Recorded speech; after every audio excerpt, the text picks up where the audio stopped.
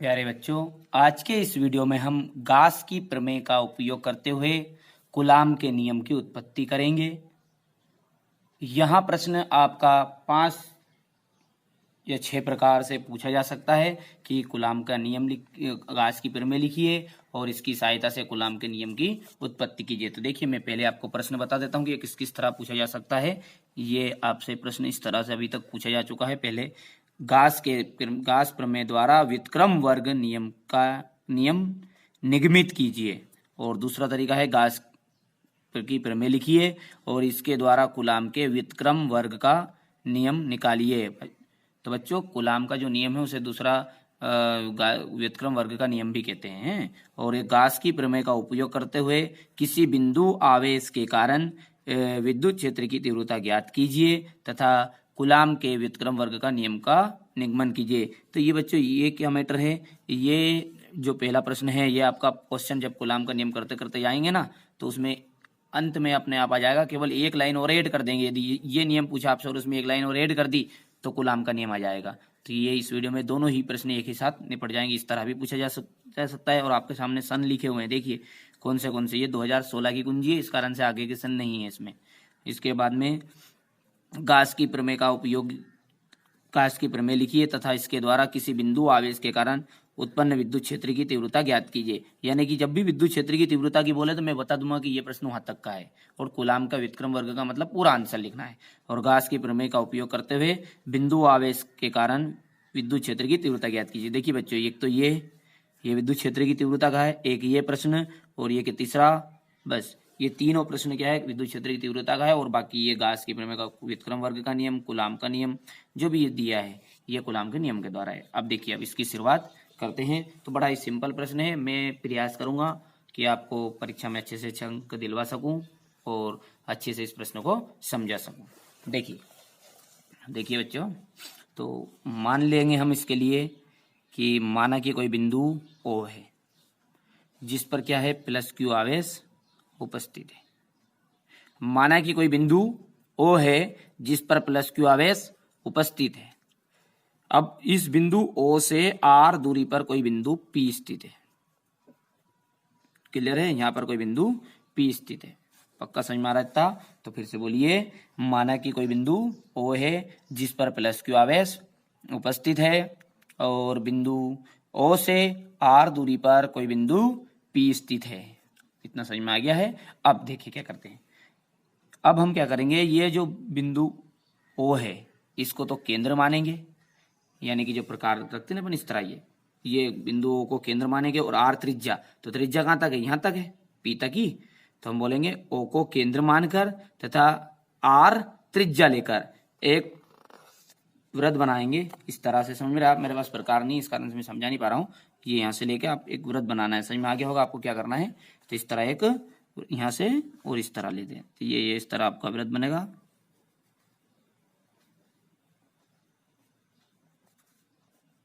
ये क्लियर है? यहाँ से प्रकार की नोक रखनी है और प्रकार से ही बनाना है आपको परीक्षा में। मेरे पास उपलब्ध नहीं है प्रकार, इस कारण से मैं इसे बना रहा हूँ, है ना। तो O को केंद्र मानकर तथा R को त्रिज्या लेकर एक पृष्ठ बनाया। पर कैसा पृष्ठ है ये? गोल। तो यहाँ पर बोलेगा इसमें गोली पृष्ठ बनाया। सही मारा आपको? तो ये इतना कर लीजिए पहले। तो ये क्या क्या होगा, देखिए चित्र में, ये चित्र है आपका। तो यहाँ तक किया। तो मैंने आगे विद्युत क्षेत्र की तीव्रता E क्यों आगे बढ़ी, क्योंकि यहाँ धनावेश है और धनावेश के कारण आपको मैंने पिछले वीडियो में बताया कि धनावेश के कारण जो विद्युत क्षेत्र की तीव्रता है वो कहाँ लगती है, बाहर की ओर होती है।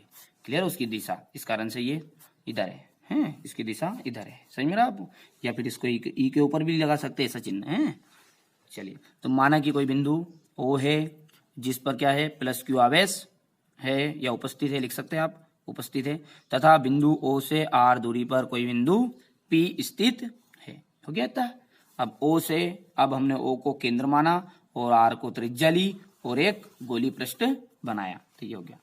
अब हमने O को केंद्र मानकर तथा R त्रिज्या लेकर एक गोली पृष्ठ बनाया। तो इस जो गोली पृष्ठ है इससे गुजरने वाला संपूर्ण विद्युत फ्लक्स, जो गोली पृष्ठ है इससे गुजरने वाला संपूर्ण विद्युत फ्लक्स, तो संपूर्ण विद्युत फ्लक्स का सूत्र हमने पिछले वीडियो में जान लिया था अभी से, फिर भी मैं लिख रहा हूं यहाँ पे। देखिए, phi E is equal E S cos theta. बच्चों वहां से अपने को करने की कोई जरूरत नहीं है कि यहाँ से एक इसका अल्पकोण बनाइए, अल्प अल्प पृष्ठ बनाएंगे और डी एस निकालेंगे, डी एस के बाद में तो डायरेक्ट भी आप यहाँ से कर सकते हैं इसे, या फिर आपकी मर्जी वहां से आप कर भी सकते हैं, पर मैं आपको राय दूंगा कि यहाँ से करिएगा, तब भी आपको अंक पूरे मिलेंगे। तो ये ई एस अब आपको पता अच्छे से कि ई एस और कोस थीटा का जो मान लेंगे हम क्या लिखेंगे, 0 डिग्री लेंगे। देखिए बच्चों ये सारा बेस है ना, आपको समझ में नहीं आ रहा हो तो आप पिछले वीडियो को पहले देखिएगा, उसके जरिए ही आपको समझ में आएगा। मेरा हर एक वीडियो पिछले वीडियो से रिलेटिव रहता है, इस कारण से मैं थोड़ी थोड़ी चीज़ को बेसिक पिछले वीडियो में बता देता हूँ और आगे बढ़ता जाता हूँ।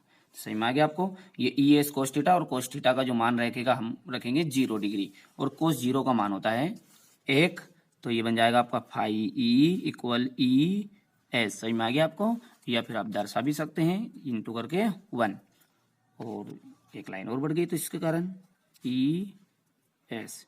सही में आ गया, और इसको समीकरण नंबर आप 1 दे दीजिए। क्लियर है। अब यह चाहे तो आप ई का मान यहाँ पर रख सकते हैं। अब देखिए यहाँ तक हमारा समीकरण नंबर 1 बन गया है। उसके आगे हम अब गास की प्रमेय की सहायता, इतना समझ में आ गया आपको। क्या बताया है कि गोली पृष्ठ जो है, इस गोली पृष्ठ से गुजरने वाला संपूर्ण विद्युत फ्लक्स, और ये रहेगा आपका phi E equal E S cos theta. देखिए इस लाइन पे पूरा बेस ठहरा है, थीटा का मान 0 रखा, 0 का मतलब होता है 1, तो उत्तर आएगा ई एस। देखिए यही लिखा है, समझ में आ गया। अब इसके बाद में आप एस का मान यहाँ पर लिख भी सकते हैं, ई का मान भी नहीं लिखना है आपको, गलती से मैंने बोल दिया था अभी। एस का मान आपको रख भी सकते हैं, इसका मान होता है 4 पाई आर स्क्वायर, या फिर आप आगे भी लिख सकते हैं। तो देखिए अब गास की प्रमेय की सहायता से बोला इसने इसमें कि गास की प्रमेय की सहायता से, तो हम भी गास की प्रमेय का सहयोग लेंगे। तब लिख देते हैं, अगर गास की प्रमेय से, बोलिए गास की प्रमेय क्या है, फाई ई इक्वल क्यू बटा एप्सिलॉन, यही है। अब इसको समीकरण नंबर 2 दीजिए, और देखिए गौर से समीकरण नंबर 1 ई समीकरण नंबर 2 का फाई ई देखना, इधर का और इधर का भी क्या है, समीकरण नंबर 1 का भी फाई ई दिख रहा है। तो दोनों ही साइड में LHS आपके सेम हो रहे हैं, तो इस कंडीशन में क्या होता है आपको पता ही है, तो कि RHS रह जाएगा, तो ES के बराबर क्या जाएगा, Q बटा एप्सिलॉन। समझ रहे आप बात, ये दोनों उस तरफ भी थे।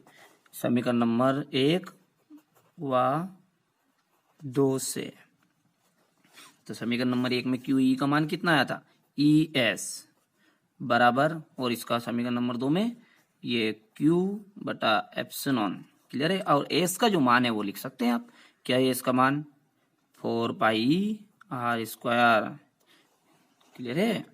और ये क्यू बटा एप्सिलॉन, अब 4 पाई आर स्क्वायर को नीचे ले दीजिए, तो ये बन गया आपका ई इज इक्वल क्यू बटा 4 पाई एप्सिलॉन और बटे में आर स्क्वायर। समझ में रहा आप बात को। देखिए क्या किया अपन ने, इसको अलग अलग करने का प्रयास करते हैं। देखिए ये 4 पाई आर स्क्वायर नीचे लेके गए, अब इसके बाद में जब आगे करेंगे तो हम इसको एक नियम के द्वारा निकालने का प्रयास करते हैं। देखिए हमको दिमाग में है कि 1 के बटे में रहेगा 4 पाई एप्सिलॉन और इंटू देखिए क्यू और बटा में आर स्क्वायर, ऐसे बना सकते हैं अपन इसे। तो ये बन गया आपका समीकरण नंबर 3 भी लिख सकते हैं, या 2 हो चुका था, समीकरण नंबर 3 नहीं भी लिखेंगे तो भी चलेगा। अब बच्चों जो हमने एक प्रश्न पढ़ा था, क्या पढ़ा था कि ये यहाँ पर गास की प्रमेय का उपयोग करके किसी बिंदु आवेश के कारण विद्युत क्षेत्र की तीव्रता ज्ञात कीजिए। तो ये विद्युत क्षेत्र की तीव्रता कहीं तो आ गई। समझिए आप बात को। इस कंडीशन में जब आपसे ऐसा प्रश्न पूछे कि गास की प्रमेय का उपयोग से किसी बिंदु आवेश के कारण विद्युत क्षेत्र की तीव्रता ज्ञात कीजिए, क्लियर है। या फिर ये पूछेगा ऊपर का कि गास की प्रमेय लिखिए तथा इसके द्वारा बिंदु आवेश के कारण उत्पन्न विद्युत क्षेत्र की तीव्रता ज्ञात कीजिए। या फिर आपका ये प्रश्न इस प्रकार पूछ ले कि गास की प्रमेय का उपयोग करके नंबर 1 करके, तो मैं जो आंसर बता रहा हूँ आपको इस तरीके से बता रहा हूँ। क्लियर है। तो आपको एक लाइन लिखनी है यहाँ पर, ऐड करनी है कि यही किसी बिंदु आवेश के कारण विद्युत क्षेत्र की तीव्रता है। क्या लिखेंगे यहीं से, देखिए यही किसी बिंदु आवेश के कारण विद्युत क्षेत्र की तीव्रता है। सही में आ गया आपको बात। अच्छा मान लिया जाए आपसे कूलाम का नियम ही पूछा, तो उस कंडीशन में ये लाइन आपको लिखनी नहीं है। समझ रहे आप। अभी हाल फिलहाल में लिख रहा हूँ, आप समझ रहे आप, मैं ये प्रश्न इस तरह से पढ़ा रहा हूँ। तो हम लिखेंगे अब यहीं से, देखिए ये जो विद्युत क्षेत्र की तीव्रता का जो सूत्र आ गया, ये यही क्या है, यही किसी बिंदु आवेश के कारण विद्युत क्षेत्र की तीव्रता है। तो मैं लाइन लिख लेते हैं यहां पर।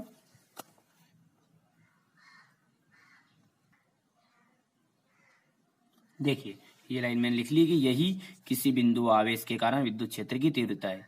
देखिए बच्चों, आप बिल्कुल गहराई से ध्यान से सुनिए, भले ही आप टाइम ज्यादा लगे, पर मेरा प्रयास है कि आपको सही तरीके से करवा दूं।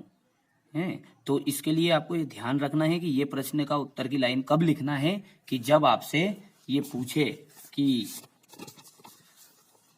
बिंदु आवेश के कारण विद्युत क्षेत्र की तीव्रता ज्ञात कीजिए। सिर्फ ऐसा ही पूछे कि गास की प्रमेय के द्वारा व्युत्क्रम वर्ग का नियम निगमित कीजिए, गास की प्रमेय लिखिए, तो आपको कथन लिखना है गास की प्रमेय का, किसी बंद पृष्ठ से गुजरने वाला संपूर्ण विद्युत फ्लक्स उसमें उपस्थित कुल आवेश का 1/ε गुना होता है। वो लाइन लिखने के बाद में आपको इस चित्र के द्वारा आगे बढ़ना है। तो इस ऐसा पूछे जब भी आपको नहीं करना, हाँ सिर्फ ऐसे प्रकार का प्रश्न आएगा, ये या फिर ये और ये दिख रहा है आपको, इन तीनों प्रश्न नीचे वाले, तो आपको ये लाइन ऐड करनी है और समीकरण नंबर 3 बनाना है। अन्यथा समीकरण नंबर 3 नहीं बनाना जब ये लाइन लिखे जब, और अब आगे जब बनाएंगे जब समीकरण नंबर 3 आपको बना देना है। क्लियर, मतलब यहाँ आंसर आपका खत्म हो गया कुल मिला के बात, और यहाँ पर आपको लिख देना है आंसर। अब आगे देखते हैं हम, क्योंकि हमें व्युत्क्रम वर्ग का नियम निकालना अर्थात कूलाम का नियम, तो हम यहाँ पर देखेंगे कि ये चित्र है हमारा। तो मान लिया जाए कि बिंदु P है, ये बिंदु P, इस पर यहाँ पर ऊपर तो प्लस क्यू आवेश है, और एक एकांक आवेश हम बोलते हैं, है नहीं, एकांक धनावेश और एकांक धनावेश बोलेंगे क्यू नॉट। तो ये क्यू नॉट उपस्थित है, माना कि बिंदु P पर क्या है उपस्थित है, क्यू नॉट उपस्थित है, ना क्यू नॉट आवेश उपस्थित है, ऐसा भी लिख सकते हैं। तो इस बिंदु P पर लगने वाला बल ही कूलाम का नियम कहलाएगा, जो बल है उसी कूलाम, है ना। तो क्यू नॉट क्या लिया हमने, बिंदु P पर क्यू नॉट कोई आवेश उपस्थित है या क्यू नॉट उपस्थित है, और बिंदु P पर लगने वाला बल। तो ये लाइन और लिख लेते हैं हम। देखिए ये लिख लिया, माना कि बिंदु P पर क्यू नॉट कोई आवेश उपस्थित है, अतः बिंदु P पर लगने वाला बल। अब जो बल का सूत्र है ये बराबरी पे ई क्यू नॉट, ये क्यू नॉट है, जीरो मतलब क्यू नॉट है। अब देखिए ये कहां से आया, तो हमने एक विद्युत क्षेत्र की तीव्रता का परिभाषा पढ़ी थी, ई बराबरी पे लगने वाला बल का जो अनुभव करता है, और कौन से, एकांक धनावेश परीक्षण में। ये आपका विद्युत क्षेत्र की तीव्रता की परिभाषा में हमने पढ़ा था इस प्रकार। तो यहाँ से एफ का जो मान बन के निकला वो क्या निकला, ई क्यू नॉट। सही में आ गया आपको, तो यही हमने किया। और जो ई का मान है वो समीकरण नंबर 1 से लिख देंगे। कहाँ है समीकरण नंबर 1 हमारा, ये समीकरण नंबर 1 यहाँ पर, ये समीकरण नंबर 3 पर हमारा ई का मान आ गया ना, ये गलती से मिस्टेक से समीकरण नंबर 1 बोल दिया अभी मैंने। ई का जो मान है वो समीकरण नंबर 3 से लिख दीजिए। तो बस यहाँ पर लिख दीजिए, कहाँ से लिख रहे हैं अपन ई का मान, समीकरण नंबर 3 से। तो यहाँ पे लिख देंगे हम ई का मान समीकरण 3 से रखने पर। तो बोलिए ई का मान देखिए आपको दिख रहा है, हाँ, तो 1/4πε इंटू क्यू बटा आर स्क्वायर, बता दीजिए। तो ये एफ बराबरी पर ई का मान बोलिए 1/4πε इंटू क्यू बटा आर स्क्वायर, और यहाँ पर ये देखिए क्यू नोट लगा है, तो ये क्यू नोट इंटू करके यहाँ क्यू नोट लिख दूं मैं, तो उससे बेहतरीन काम है कि यहीं लिख दूं।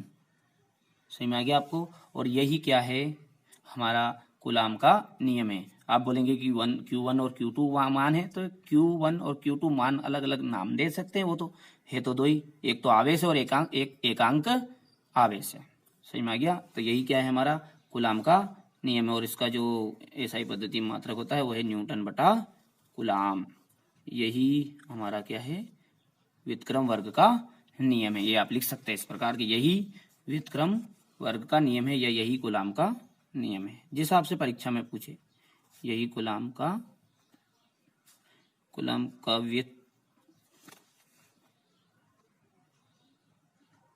देखिए ये मैंने लिख लिया कि यही कूलाम का व्युत्क्रम वर्ग का नियम है। सही में आ गया। अब देखिए बड़ा ही सिंपल था ये, आपको कोई डरने की आवश्यकता नहीं। क्या क्या देखिए एक बार जस्ट 2 मिनट में रिवाइज कर लेते हैं, इतना टाइम तो हमने लिया ही है। देखिए आपने चित्र के माध्यम से क्या लिखा, पहले ये देख लीजिए। हम माना कि कोई बिंदु ओ लिया जिस पर प्लस क्यू आवेश था, बिंदु ओ से आर दूरी पर कोई बिंदु पी स्थित है, और ओ को केंद्र माना और आर को त्रिज्या ली, और एक गोली पृष्ठ बनाया, वृत्त बनाया पर कैसा, गोल, तो गोली पृष्ठ बोलेंगे। तो एक गोली पृष्ठ बनाया। इस गोली पृष्ठ से गुजरने वाला संपूर्ण विद्युत फ्लक्स, अब ये गोली पृष्ठ का जो नाम है वो हमने एस दिया था, गलती से मैंने बता नहीं पाया जब पहले, तो गोली पृष्ठ का जो नाम है वो एस है, तो ये गोली पृष्ठ एस से गुजरने वाला संपूर्ण विद्युत फ्लक्स, और संपूर्ण विद्युत फ्लक्स का सूत्र है हमारा ई एस रहता है, पर ये दिशा दोनों की एक जैसी सी है इधर तरफ, इस कारण से कोस थीटा आ जाता है, और थीटा का जो मान होता है वो 0 रहता है इस कंडीशन में। तो 0 का मान हो गया एक, तो कुल मिला के ई एस ही है वो, तो कुल मिला के क्लियर है। तो ये आपका हो गया, पर इसको दर्शाना है आपको। अब फिर गास की प्रमेय ली, और अब गास की प्रमेय लेने के बाद में समीकरण नंबर 2 इसे नाम दे दिया, और समीकरण नंबर 1 और दोनों को हमने गौर से देखा तो फाई ई, इधर भी फाई ई, देखिए इधर भी फाई ई है और उधर भी फाई ई है, अभी चित्र नहीं दिख रहा हो, तो दोनों का एलएचएस साइड एक जैसी थी, इसलिए आरएचएस साइड ई एस, ये ई एस, और इधर का क्यू अपान एप्सिलॉन, समझेगा आप बात, ये ई एस बराबर क्यू बटा एस का जो मान है वो लिख दिया हमने 4 पाई आर स्क्वायर, और 5 पाई आर स्क्वायर को बटे में ले गए, तो इस प्रकार कंडीशन बनी। और इस प्रकार होने के बाद में इसको हमने हमारे तरीके से जो दिमाग में बैठा है पहले से ई का मान वो उस तरफ से बना लिया, देखिए 1/4 पाई एप्सिलॉन क्यू बटा आर स्क्वायर। यही क्या है, किसी बिंदु आवेश के कारण विद्युत क्षेत्र की तीव्रता है, ये जब पूछे जब उस कंडीशन में आपको बनाना, नहीं तो अन्यथा इसको लाइन को लिखना नहीं है। अब फिर हमने की जो बिंदु पी है इस पर कोई एकांक धनावेश क्यू नोट है, या फिर एक कोई क्यू नोट आवेश उपस्थित है, तो इस बिंदु पी पर विद्युत क्षेत्र की तीव्रता नहीं है। अब क्या ज्ञात करना है, बिंदु पी पर लगने वाला बल। तो ये हमने लिख ली लाइन कि यदि यही माना बिंदु पी पर क्यू नोट आवेश उपस्थित है, अतः बिंदु पी पर लगने वाला बल एफ बराबर पे ई क्यू नोट, ई का जो मान है वो यहाँ से लिख दिया, देखिए ये पूरा लिख दिया, और क्यू नोट वैसे वैसे जोड़ दिया, बस यही तो फर्क है। देखिए ये रहा आपके सामने, तो यही कूलाम का व्युत्क्रम वर्ग का नियम है, ये आंसर। अब इसका आप स्क्रीनशॉट ले लीजिए आराम से।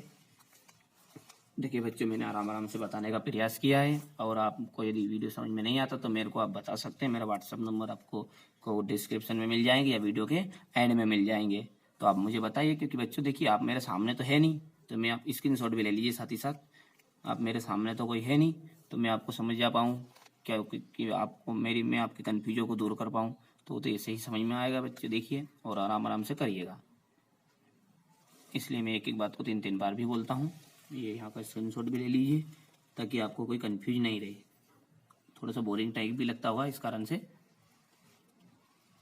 यहाँ से आप स्क्रीनशॉट ये ले लीजिएगा, और इसके बाद में अंत में ये क्लियर है। और यदि आप इसको पूरा लेना चाहे, छोटा कर दूं मैं इसके साथ में, इस हिसाब से इसको लेना चाहे तो ये ले लेना आप, हो गया एक शॉट में। और ये दूसरे शॉट में प्रश्न खत्म। गलती से मैंने छोटा पर्दा नहीं किया पहले। तो बच्चे मिलते हैं अगले वीडियो में, और आप इसे अच्छे से कंप्लीट करिएगा, है ना। करने के बाद में और अच्छे से आप इसकी कॉपी बना लीजिए। ये हो गया क्लियर है। चलिए मिलते हैं अगले वीडियो में।